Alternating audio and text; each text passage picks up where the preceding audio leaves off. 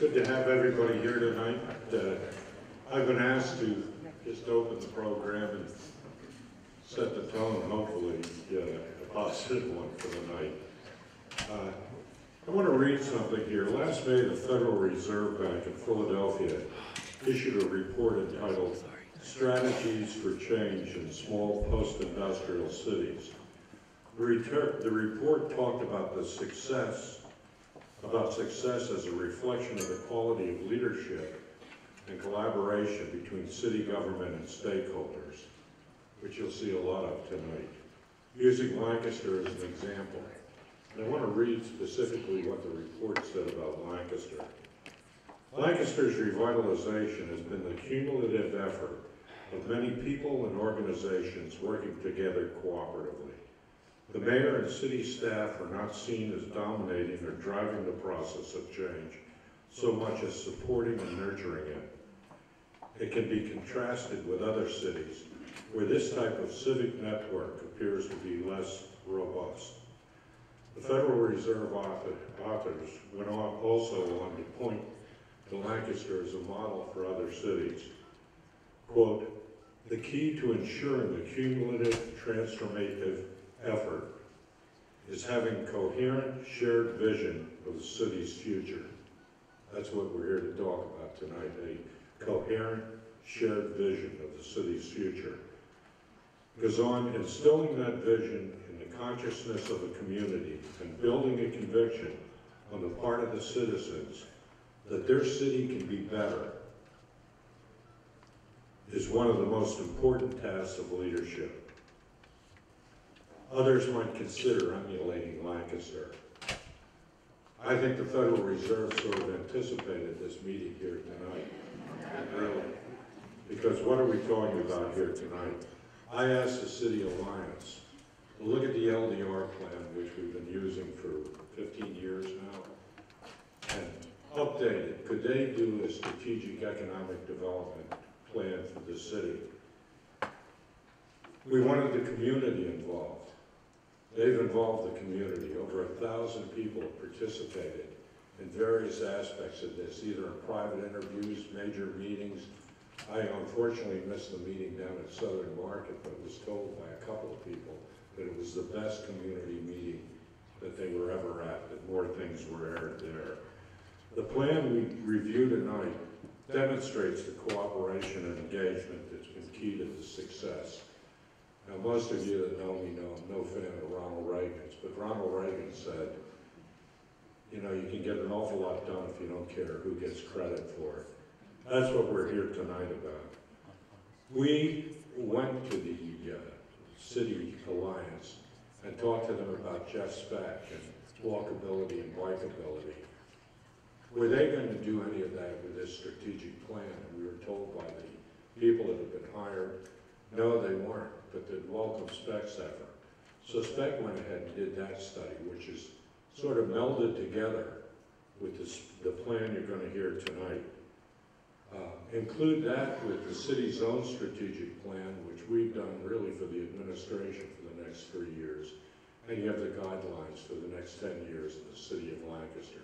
Not saying we can never deviate, not saying that there aren't things that we haven't anticipated that'll come up and have to be addressed, but we've set a framework. Yogi Berra once said, you better know where you're going, otherwise you might end up someplace else. This is going to help us know where we're going and provide a vision for the next decade. The only thing worse than setting goals too high is setting them too low. So rather than have the challenge deter us, really we should use it as an inspiration and an aspiration to move ahead to the future. So on behalf of the city and the city residents, I've reviewed this plan already. We want to thank the Lancaster City Alliance. But not only that, we pledge the city to continue its cooperation, to involve our community, to involve all people, not just the downtown, but all the neighborhoods, and you'll hear it tonight, all people in our strategic economic future. So thank you, and Bob Shoemaker.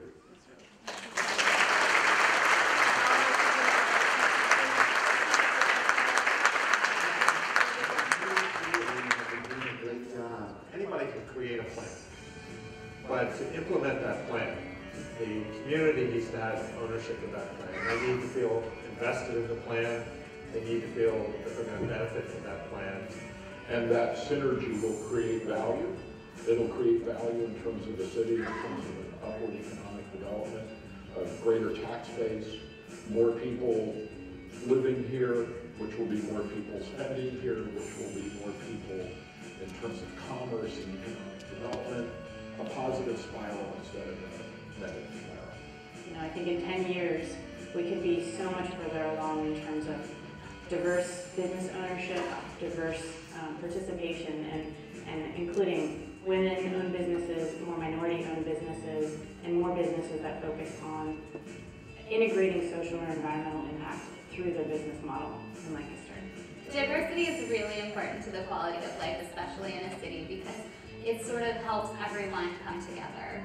We have people from all different walks of life coming together in the same area, and it just makes us all stronger as a group, and people really work together more. So as we see this collaborative movement grow and maker spaces and co-working spaces, art collectives, we feel that it will bring more entrepreneurs downtown who might not necessarily have considered Lancaster in the past. Trying to get a successful career is really hard, so I want to come back as a role model to show kids that it's possible to come out of a town like this and to be successful.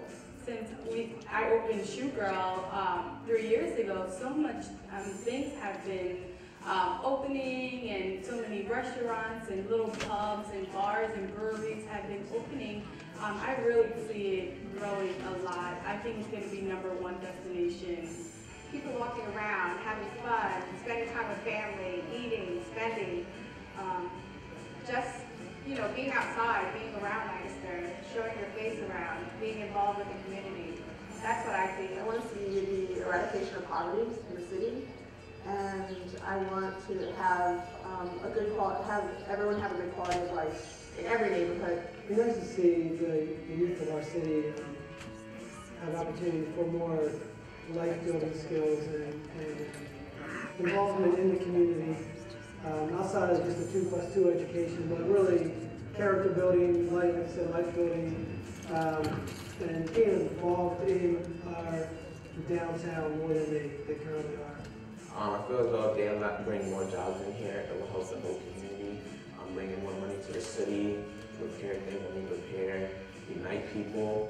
But I'd like to see more pride in living in Lancaster and wanting to come back here and help better it. I think, Lancaster has already made some amazing strides towards being a city that's friendly and supportive of women. And so to continue that trajectory and expand it to racial and cultural minorities, and making sure that there is an economy that serves the entire diversity of the city. I see the city already growing into a better community.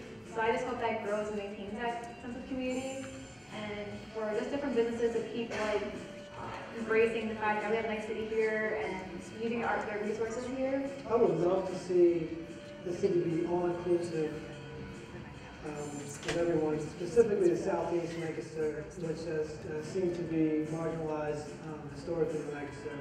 To see them included in the prosper of the county and of the city as we go forward. I want my daughter to believe that we have been a part of making this a much better place that she would want to come back here. There are restaurants, there is theater, art, entertainment, shopping. I love that we have all of that in an environment where you're just you know someone's name, and it's a sense of community that I enjoy. I'm seeing empty nesters that want to come back into the city. I'm seeing students, young professionals, and I think a lot of that is because of the walkability of our city and just the vibrancy. You can jump in a car and you can be in Philadelphia, you can be in New York City, you can be in DC in just a matter of a couple of hours. A lot of younger people didn't come downtown. They went to the mall, or they went to King of Prussia, or they went to Philly or something. And I feel like we're bringing all of that here to Lancaster. It's fantastic access to get all these ideas and to bring them back here.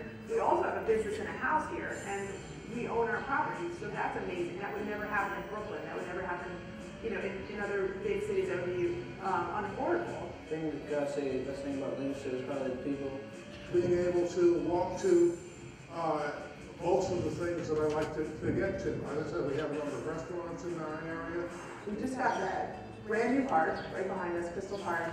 So that's beautiful, and it's so well utilized. And that's been a huge factor in our whole neighborhood. I love that I have much more friends that I have that I could go to. Really, the best thing about my neighborhood are the neighbors themselves.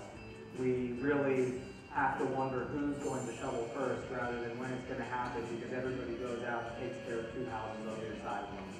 We all work together to make sure we have a clean and safe place to live, and we're always looking to get to know new neighbors and include them in any way possible. We support each other. The warmth was just the feeling of community here, and we didn't feel that anywhere else. It's a place where people from different cultures, from places around the world, feel comfortable relocating, bringing their families, sharing their cultures.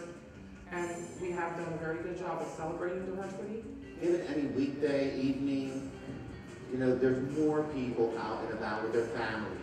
One of my favorite things about our neighborhood is coming out to the front yard and weeding my little front garden and planting my flowers, and neighbors walking by and saying, wow, pretty flowers. And then they tell me about their flowers. And that whole sense, that's what it is getting to know each other. We're family here. I feel very comfortable with my neighbors. We're good to each other.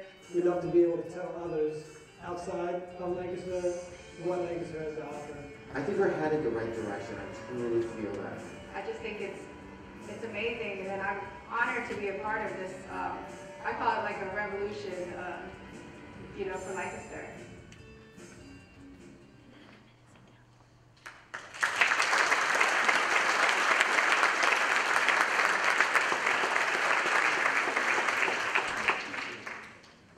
Good evening, folks. This is your town. We are so proud to be with you tonight. I'm Bob Shoemaker, Lancaster City Alliance, and tonight I'm joined by 2 of my partners, Shelby Nauman and Marcia Snidely, and we're going to talk about how we're going to continue to build this city over the next 15 years in a community-owned economic development strategic plan. Not just planned, but implemented. That implemented isn't past tense on the screen. That's implemented as in we will all remain engaged throughout the process. The mayor shared with you the 1998 LDR strategic plan, which was so successful for the town. Came at a time of disinvestment, came at a time of plywood on windows, came at a time when people were scared to come downtown. We've advanced phenomenally. We're going to talk about what some of those underpinnings are. We have a current strategic plan for the city for the years 2015 through 2017. And now what we want to do is glue together past economic development success with the city strategic plan and move ourselves continually forward. The plan that we're going to talk about tonight has some detail. Not every section is exciting and interesting, but some is necessary, and it's necessary that you understand how we're going to go about some of these things. Other things, I won't need to say a word. Marshall or Shelby won't need to say a word. The picture will tell you where we're going with our city. This plan will focus on 8 specific areas, and most of you have seen some of this information in prior presentations. The downtown core and 7 commercial hubs throughout the city. We couldn't deal with every commercial hub. Time and money would have been prohibitive. But unlike the LDR plan, which focused primarily north and south, we are focusing in a much more of a pinwheel around the center of the city.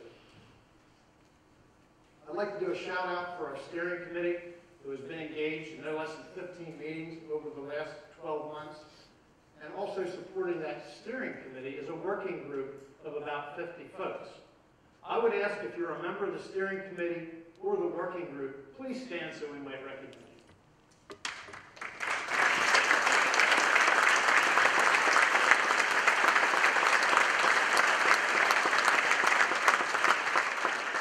And by the way, thanks to all of you for signing another 15-year contract for your continued effort. Some brief acknowledgments. My team. We're very proud of the team, from the bike squad to the clean team to staff proper. We all put ourselves in play to make this happen. This was the first job order we got when we cut the ribbon for the Lancaster City Alliance the mayor came to us and said, would you consider, and how do you say no?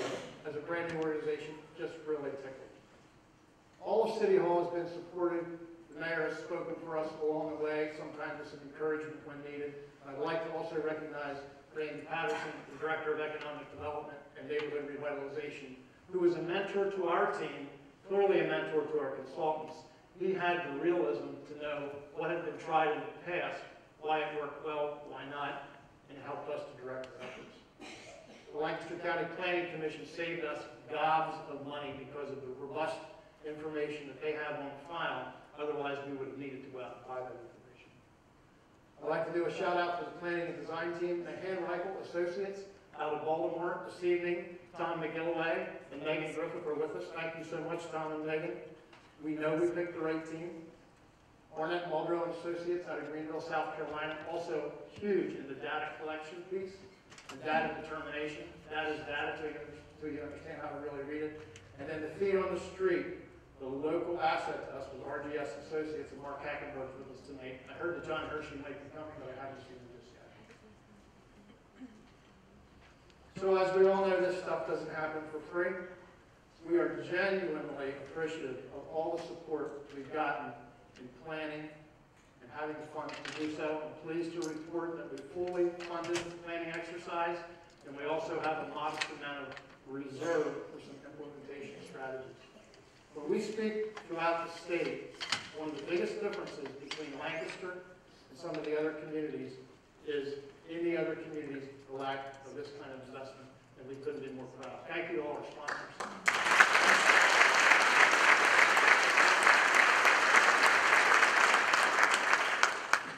So the mayor shared the gig. We really, really wanted the community to be engaged. And I know it got Tom McGilloway's attention at the first meeting at Southern Market when he leaned over and said, more people come to these meetings than they do in Baltimore. Well, this is a caring community, and from the get-go, people were very engaged in the process. I'm going to now turn it over to my partner, Marshall. He's going to share a little bit, after looking at the data, talking to some people, what did we find out about our city? Thank you. Good evening, everyone. First, just let me say wow. To see this crowd here, many of you participated in the 100 meetings that we've had to get up to this point, so we just wanted to thank you for that. And wanted to talk about not only what we learned, but what we know and what we found out over the last year. Now, we are indeed building on strength. Since 2007, our city, especially in downtown and the Northwest, has seen over $1.5 billion of investment. Now, a key part of this plan is how do we build on this strength and continue that investment not only in downtown, but through the commercial hubs that we're looking at. We also know that people love to shop here. We see over 1 million visitors each year to this, to Lancaster, from our convention center, the ballpark, to over 300 merchants, services, restaurants, and that continues to grow. In fact, since 2007, we've seen 100 net new retailers, restaurants, cultural institutions, galleries, just in the core area of the city. And 60, this is great, 60 of our homegrown businesses have expanded in that same time.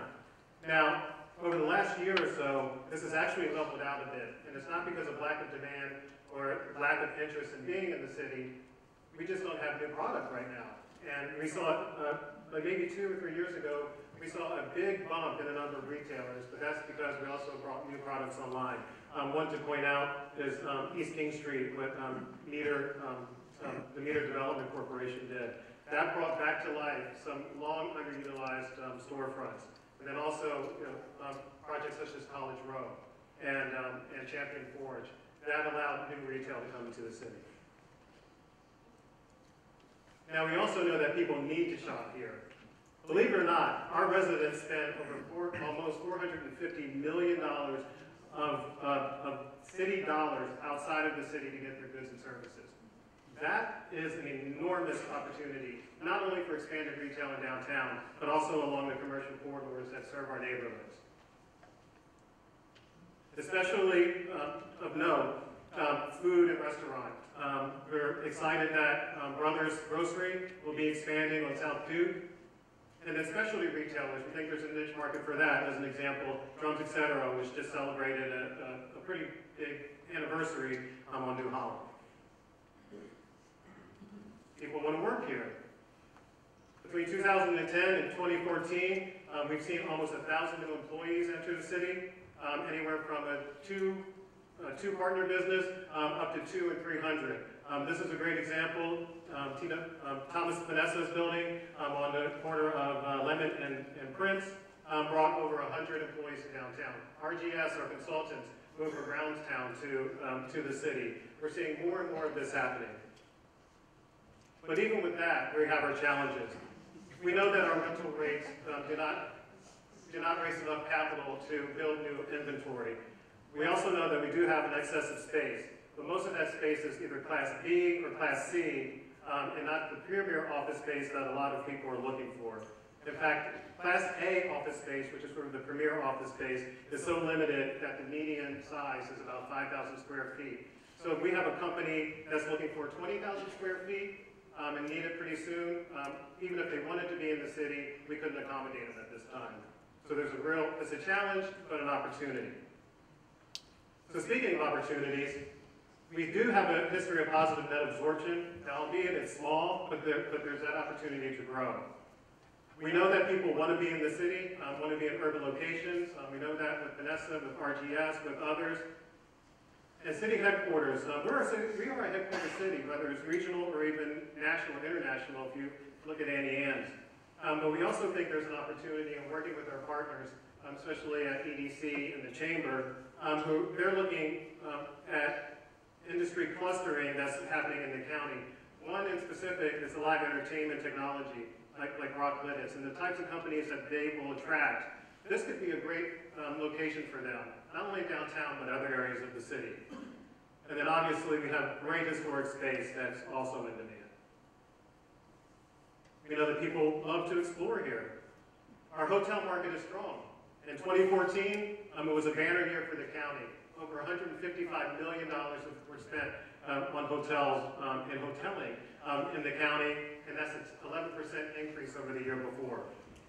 Tourism spending is increasing yearly, and we know that there's a positive trend in building more hotels in urban locations. We also know there's an unmet demand for convention center rooms. In fact, in 2012, there was a study commissioned that noted that an additional 400 hotel rooms are needed to support the convention center. 100 of those rooms will be the Marriott, which has announced an expansion on East King. But we're also glad that we have more boutique hotels coming to the city. Many of you should know that the Surveyor Hotel, their latest boutique hotel, will hopefully be under construction by the end of this year on Gallery Road.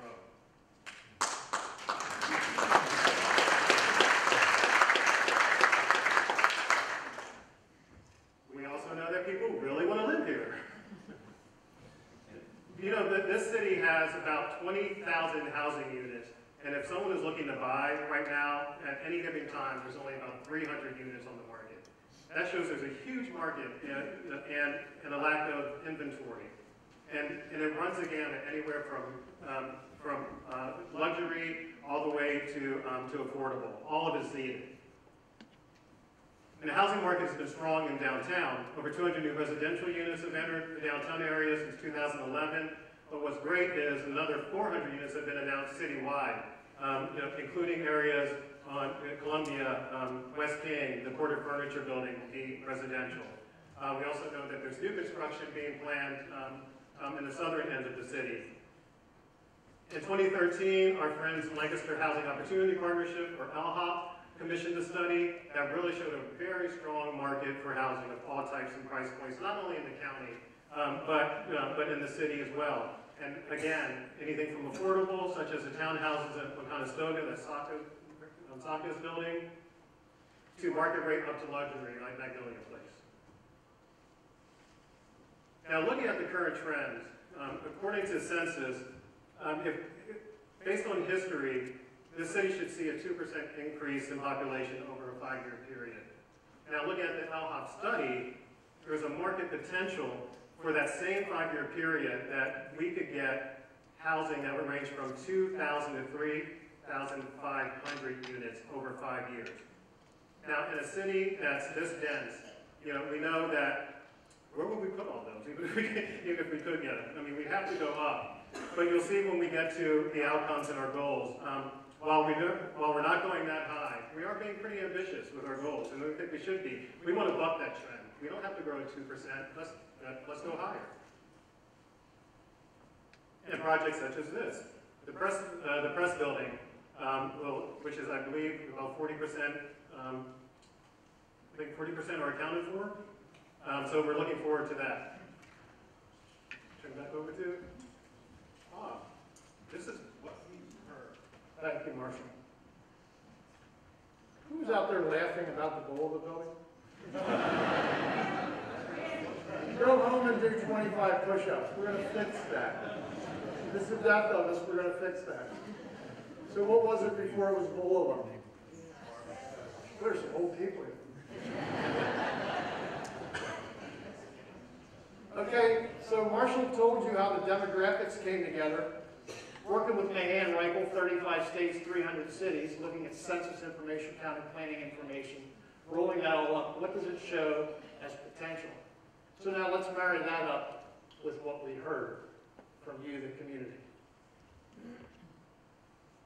First and foremost, what we heard in a sobering, thoughtful, and consistent way is that we have a poverty issue in the city of Lancaster. While this plan does not directly address poverty, what it does do as a community-owned plan that wants to be specific to equitable economic development is marry ourselves up with the best possible partners. Thank goodness we have the relationships with assets, with EDC, with Community First Fund, with LHOP, with HDC. Thank goodness we have troubadours on the private side who are out employing people at a wage they can actually go back and rent with or own. Economically, what we know through the Federal Reserve that in Lancaster County, poverty creates a $1.1 billion annual drain on the economy. Now, if I can't afford to feed my family, I can really give a rip about that. But the reality of it is, people can't buy the services. Marshall spoke about $450 million worth of lost opportunity in the city. Some of that's going outside the city, but I'm talking to you about people that can't afford to buy basic staples. Also, for those of us here who do make a living wage, we're subsidizing poverty. So I'll just close that with hats off again to those folks in the community that are addressing this in a real way. So what else did we hear? Housing affordability, employment opportunities, and access to capital. The community said, if you work on those things, because this is an economic development strategic plan, we'll know you're trying. So that's the piece of it. Those are the pieces of it, excuse me, that we'll pay the most attention to. We heard that downtown is cool. We heard it's internationally cool. We heard that people from Europe come here for Christmas. We heard that it's a highly valuable asset. And somebody recently said, thank God you didn't tear down all the buildings and just start over. The commercial hubs, we've identified 7 of them. Some of them are starving for basic staples. So as we're able to stretch things that have become commonplace downtown out into the hubs, we'll know that we're making some progress. I can tell you, if you live in one of those identified hubs, we really need you because we don't know enough about what you need, and we don't know who the leaders are yet, but we plan on figuring that out. We know there's challenges in a city of the 3rd class. We spoke a little bit about economic development of equitable nature. I can't say enough about Tech Centro just as a starting point to join in with Thaddeus Stevens in the Southeast. Tech Centro is the only bilingual vocational center in a 100-mile radius, and just 2 weeks ago, they graduated their first class.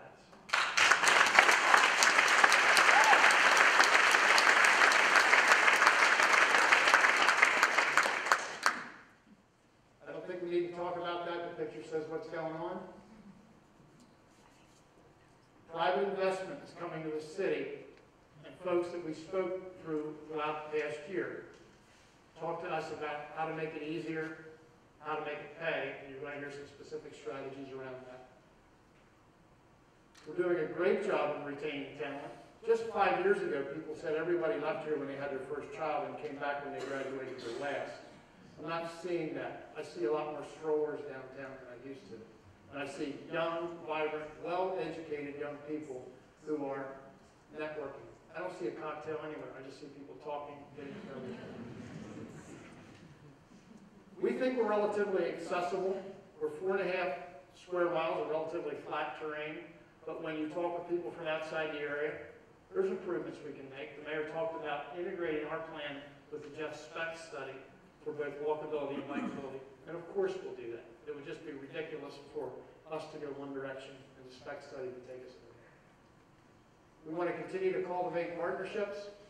Is this the Exit Lancaster group, Shelby? Yes. Is there anybody here from Exit Lancaster? Stand the heck up.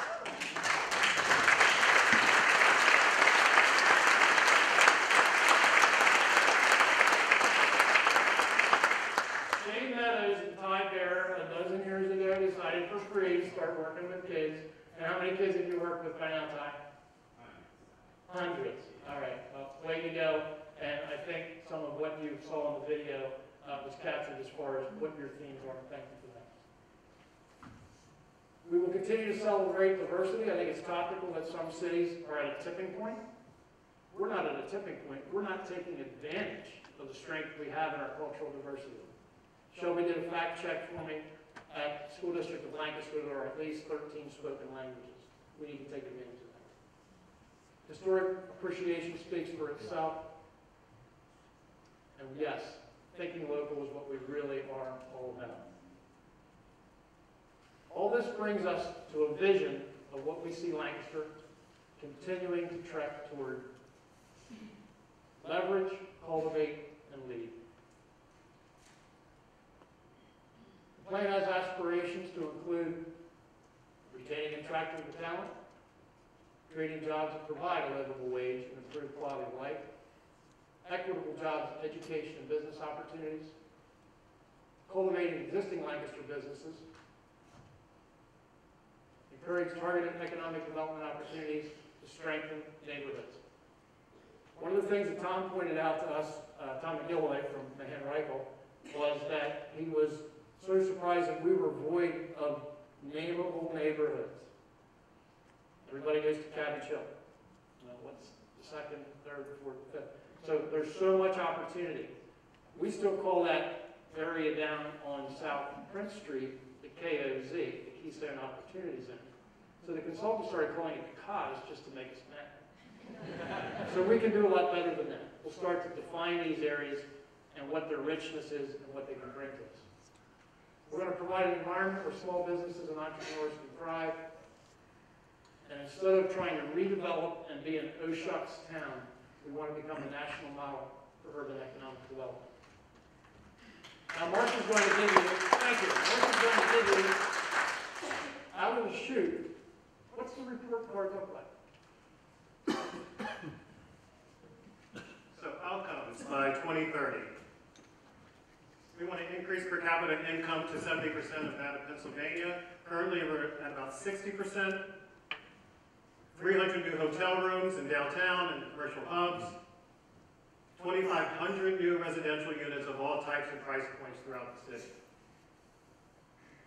We want to achieve 100,000 square feet of new and renovated retail. And again, with $450 million being spent outside of our neighborhoods, there's plenty of opportunity there. And then we want to fill 300,000 square feet of office and flex space. Now, everyone laughed at the Bulva building when that slide came up. But just to give you a sense of scale, if the Bulva building was converted to office, that would be 200,000 square feet right there. So if that happens soon, or it gets redeveloped soon, that number's going to go up to about 700,000. So we'll just let you know. And all we want to realize is $1 billion in private capital investment. Now, if you think back to the map that I showed at the beginning that showed the $1.5 billion of investment, it's important to point out that a lot of those dollars were public dollars. And we're just not in that type of situation anymore. We don't have the ability to have public funded projects such as the convention center. We're not going to see another ballpark. So this plan is going to rely on private investment. And that's something very important that we need to realize. So the plan. Let's talk about the plan. Now, I should point out that the actual plan document, which is available online, is 200 pages. So we were able to condense that down into about 3,000 slides. So it's good. So the plan itself is a 15-year horizon, 4 broad strategies that we'll go over, and they're broken down into 25 recommendations. Some short-term, which we will begin immediately, to 5 years. 9 of them happen 5 to 10 years, and then 4 would take the duration of the plan. So strategy 1, expanding success. This is what we're calling traditional economic development, more of the bricks and mortar. So what we can do in the short term is improving the process. Now this development clearinghouse is really looking at 2 things. One is education. Educating our property owners, our developers, our design professionals on codes, on the city process, so that the process could become easier. But on the other side, it's the city working to streamline the process for permitting, inspections, all so that we can get projects out of the ground much quicker. And then the business registration program, which is currently underway, is simple. A big focus of this plan is business retention. We can't help businesses grow and thrive if we don't know that they're here. So right now, there's a registration program underway so that we can really understand our market and understand our existing businesses to make sure that they stay here and grow here. Building the market. Okay, so here comes the unfun part, because this is the math. This is getting projects done. You try to do $1 billion worth of work over the next 15 years. Most everybody that gives you the money wants it back. Most everything you do in the city costs more than it does in the suburbs. So even for private sector specialists, we like to make sure that we're aware of the tools that are out there to help us continue to build the city. The facade grant program, self-explanatory, and we have one now. We need to continue to make it more and more robust. We did an Elm Street project a few years ago which transformed a specific area of the city. We got to keep looking for those opportunities. And all facade master plan is when you take a whole block. And quite frankly, what you're doing is dressing up the front of it to make it a little bit more appealing for an investor base to come in and take a look at it. We're going to be looking hard at building infrastructure grants, both near and longer term. What we learned, and Ken Hamill was a resident expert, by the way, on this, the architect, that when you get the second and third floor of a lot of the buildings in this town that are well over 100 years old, they were only meant to be warehouses. So while it sounds cool to make them a condo, you've got a lot of work to do. You've got to get an elevator in most cases. You've got to get a sprinkler in some cases. So building infrastructure grants help the developer say, okay, if you take care of that, I'll take care of the rest. The technology infrastructure, how cool is it that we're 1729 founded, Mayor, something like that? 1730, thank you. That the city has taken on an offense role versus defense and is bringing wide area network, local hotspots, affordable internet to the entire city over the next couple of years. That's great news for us. The consultants, and I don't usually call them out by name, but they thought that Lancaster would be something that might be attractive. Local area network, but they just don't get the whole mispronunciation. So don't look for that anytime soon. Again, this is the unfun part. This is the math that makes deals work. These are some programs that are out there today.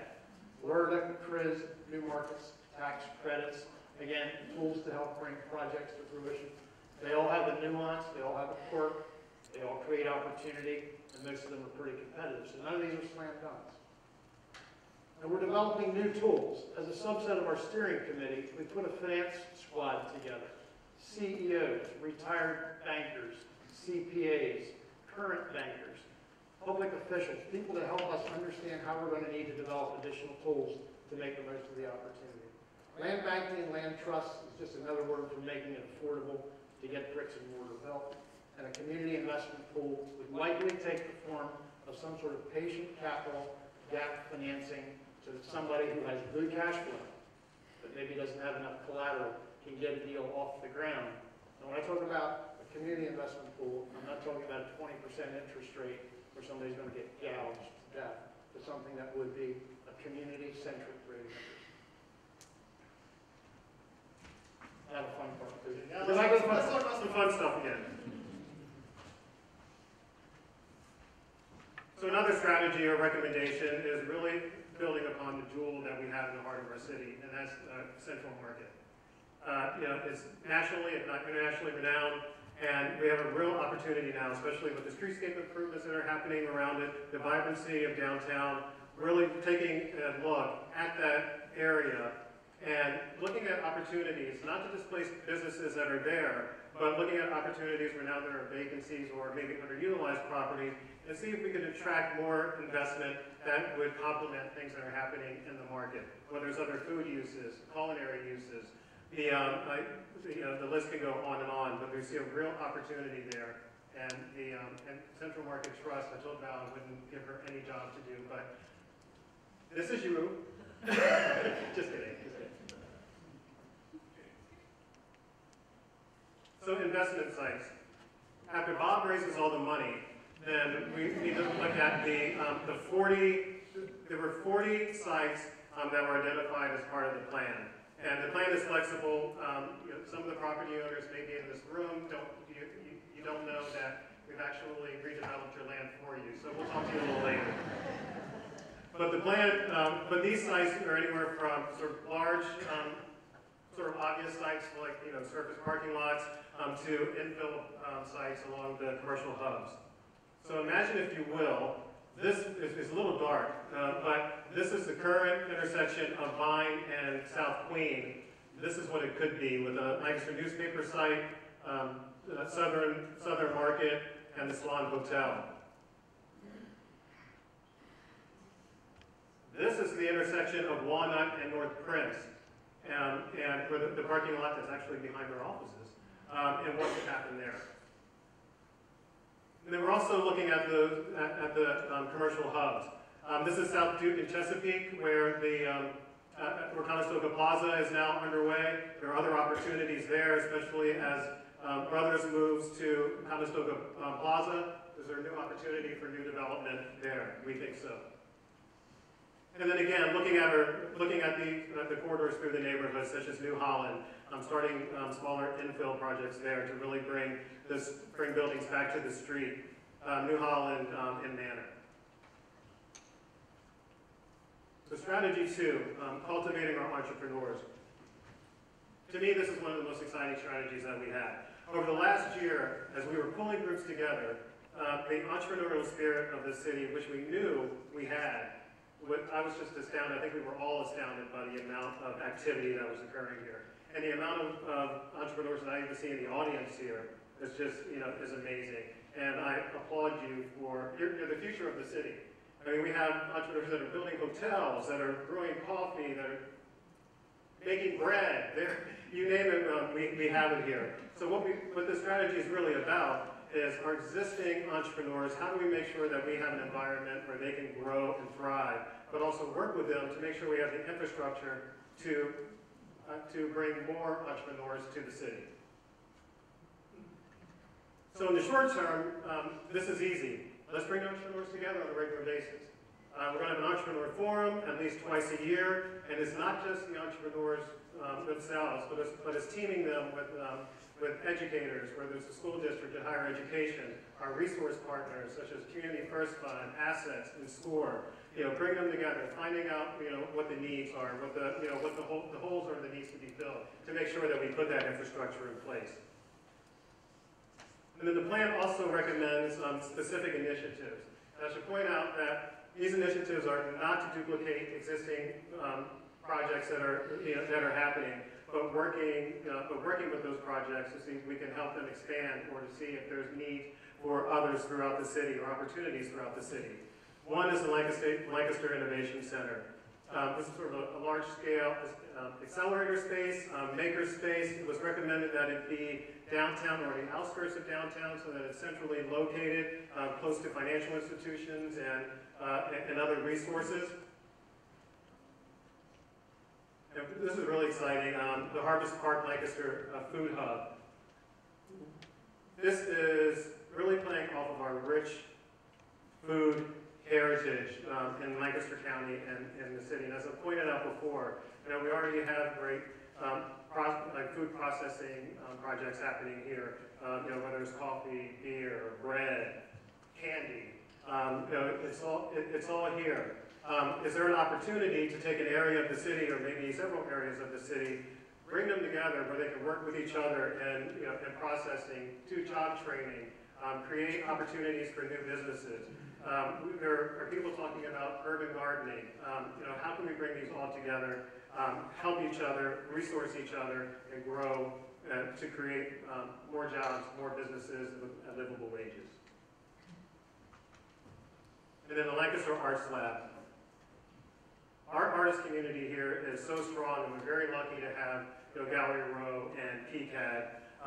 This is taking a step further and creating a space where artists can live, or artists would have gallery space where they can work, create, and put it somewhere that's close to. They're recommending, this plan recommends right now that it happen on the west side of town, where it could play off of PCAD, which would be a partner, Gallery Row, but it's also playing off of the great things that are happening along the West King corridor and in West Grand Street, where there's Thistlefinch, and some of the things happening in the 100 block of West King.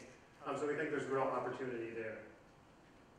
And then the Neighborhood Healthy Food Initiative sort of ties into the Food Hub, but this isn't really a new initiative. It's reinforcing some things that are already going on. Some of our partners, including Lancaster General Health, I can never say that way. Lighten Up Lancaster, thank you. And some of the city's initiatives are already working with communities, already working with small businesses, small grocers to bring healthier choices into their stores for their community. The city is looking at providing areas on the south end where local vendors can set up and sell food. So there's opportunity there to expand business and resources as well. So now, how do we market this? So the first two strategies are traditional economic development, entrepreneurism, something a little bit more recent. We have a rich history of it here, but a little bit more recent as far as the buying. The last two strategies talk about, okay, so how are we going to market the city? And then Shelby's going to talk a little bit about quality of life and how we make sure that the foundational work to make all these other things happen is present. So we do tend here to be a little bit of an aw shucks to people really like us community. And we heard loud and clear from people who were recently here, we had no idea what was here. So there's two basic initiatives. Locate Lancaster on the residential side, and then locate Lancaster on the business side. We need to pay attention to the qualities that we do have here now. Trust me, when you only have 300 houses for sale with a housing stock of 20,000, people want to be here. We need more houses, but we also need to make sure that we are continually attractive to people who are coming. There's some great programs that we've endorsed and will continue to look for new players. The hospital and the college both have programs for new employees to help them buy a house in the city.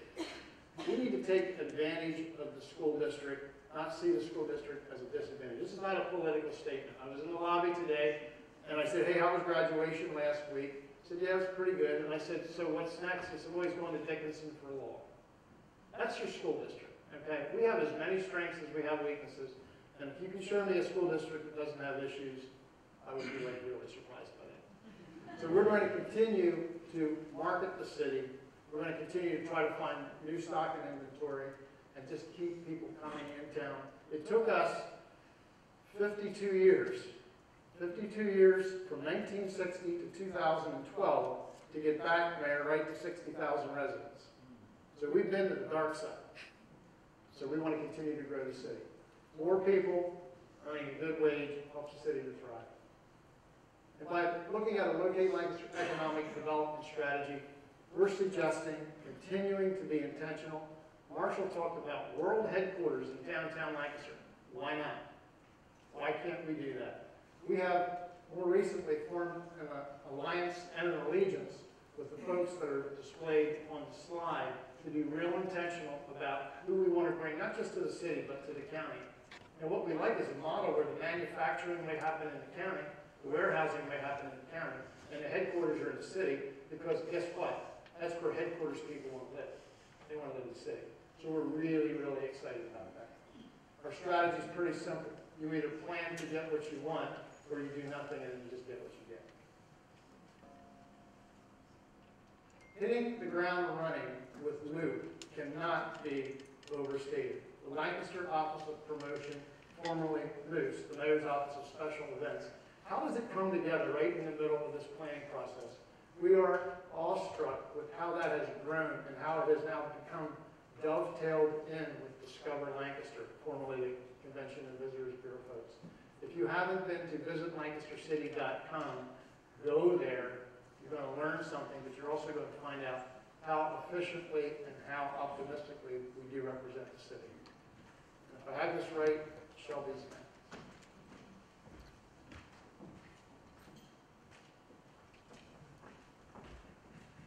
It's no mistake that strategy 4 is the last strategy before we move on, and that's because quality of life is threaded throughout everything that we do. I get the exciting job of harnessing all the energy that's in this room and all the energy you saw in the introductory video, and working with these folks to create a shared vision for our commercial hubs. This is a map where we really just tried to capture all the existing activity that's happening.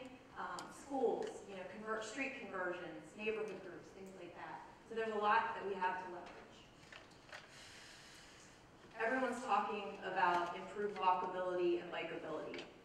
About 3 weekends ago, there was the Open Streets event downtown. 2,000 people attended, 75 vendors, many of them focused on bikeability and walkability. So one of the things that we're talking about is a potential circulator. Everyone agrees that a robust system is needed. The city's already taking steps to start, as they repave streets, to think about two-way and green infrastructure. The first two-way conversion is going to take place. This is going to start later this summer on Mulberry Street. And of course, the spec study. So many people I see in this room were here as Jeff Speck talked about his study. My friends from Lancaster Bikes and my friends from the Commonweal and Dream Ride. We've all been talking about this for a long time, and things are really starting to move on that. One little tidbit, if I do walkscore.com for my office in the 300 block of North Prince Street, it's an 88 out of 100. So that's what we really need to do. We need to look at our corridors, take some of the energy and excitement of our downtown, and expand that into our commercial hubs. We have, as Marshall said, we have a need for more space. We have $450 million leaking outside the city on goods and services. We have areas that need to be brought back to life, and we can work together to do that. And I'm looking at everybody in this audience to help with that. So here's one of those slides where we imagine. This is South Prince and Chesapeake. South Duke and Chesapeake. And this is where it currently stands. Imagine if we can work together. When we went out to do the meetings in the hubs and in the corridors, we heard such enthusiasm. We were so awed by the pool of knowledge that people brought to help us learn what the opportunities were. So our role really, again, is to harness that, meet the stakeholders, bring everyone to the table around a shared vision. So this would be, this is a rendering of something that would be the after.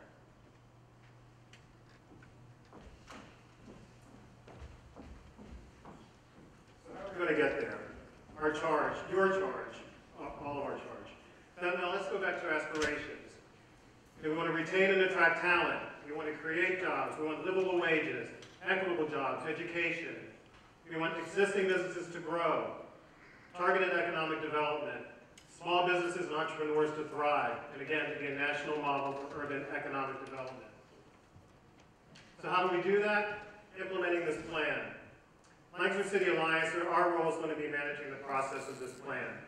There's an implementation matrix that we did not put a slide up here because it would make your eyes bleed, and we want to spare you that. But I can tell you that we've already identified some partners and lead organizations, and For each recommendation, we'll be engaging community partners. Shelby will be playing a huge role in that. And then those community partners will be developing plan tactics and helping to develop these funding mechanisms. And then, of course, it's going to be all of our responsibilities to ongoing progress assessment. We have to give ourselves a report card, and we have to make sure that we're on track. So the key ingredients, communication.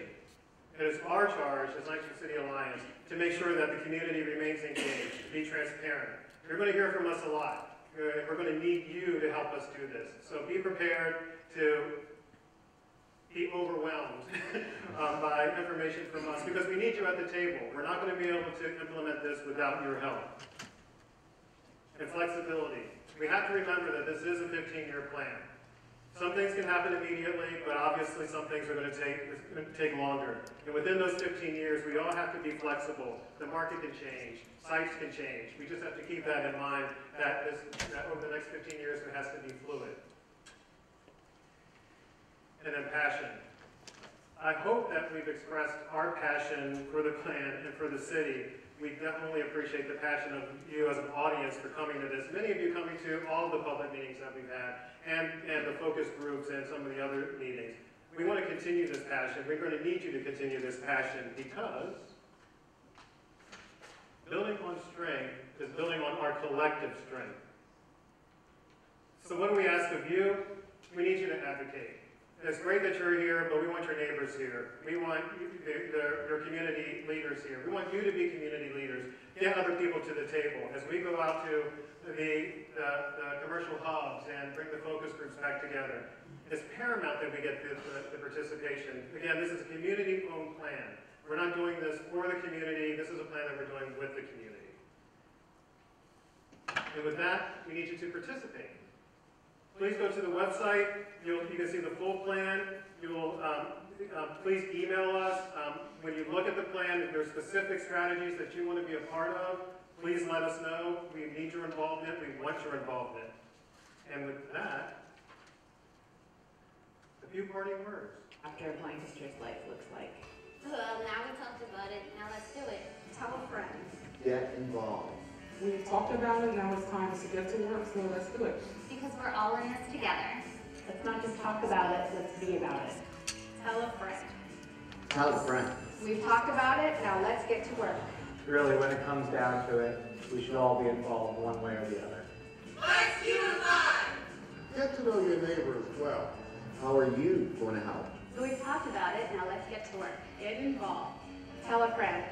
Let's all work together. We've talked about what needs to be done, now let's just do it. Bring your friends, come out to community meetings, block parties. Make it happen. Help us make it happen. Do what the city needs for all of us to be in a better place, in a better community. Get involved. Get involved. How are you going to help? How are you going to help? Let's do it.